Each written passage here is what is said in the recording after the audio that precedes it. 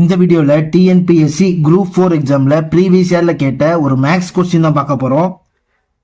1.75 ஆரம் கொண்ட ஒரு சக்கரமுடைய ஒரு வண்டி 11 கிலோமீட்டர் தூரத்தை கடக்க எத்தனை சுற்றுகள் சுற்ற வேண்டும்? ஸோ இந்த கொஸ்டின்ல பாத்தீங்க அப்படின்னா 1.75 அப்படின்னு கொடுத்துருக்காங்க. பக்கத்துல எந்த ஒரு யூனிட்மே கொடுக்கல, அங்க மீட்டர் கொடுத்திருந்தாதான் ஆப்ஷன்ல இருக்க ஒரு ஆப்ஷன் வருது. ஓகேவா? ஸோ அவங்க கொஸ்டின்லேயே ஒரு சின்ன மிஸ்டேக் பண்ணியிருக்காங்க. ஸோ இந்த மாதிரி வீல்ஸம் அப்படின்னா அதுக்கு ஃபார்முலா பார்த்தீங்கன்னா DC = N × 2πr. டிங்கிறது distance, N அப்படிங்கிறது நம்பர் ஆஃப் ரெவல்யூஷன். ஓகேவா? R அப்படிங்கிறது அந்த வீலோட ரேடியஸ்.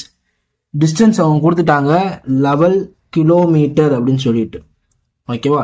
நம்பர் ஆஃப் ரெவல்யூஷன் தான் கேட்டிருக்காங்க. ஸோ N × 2, பைக்கு பதில் 22/7. ஆரோட வேல்யூ பார்த்தீங்கன்னா 1.75 metre.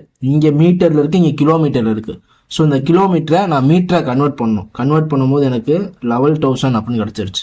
Equal to N × 2 × 22/7 × 1.75. 7 1s are 7 2s are 14, remaining 3 5. ரெண்டு தள்ளி புள்ளி வைக்கணும். So 0.25. level 2s are level 1s are 3 0க்கு 0. 2 × 2 4, 4 × 25 100.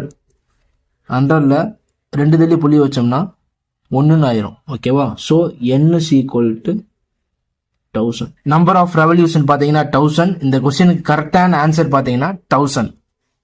தேங்க்யூ ஃபார் வாட்சிங்.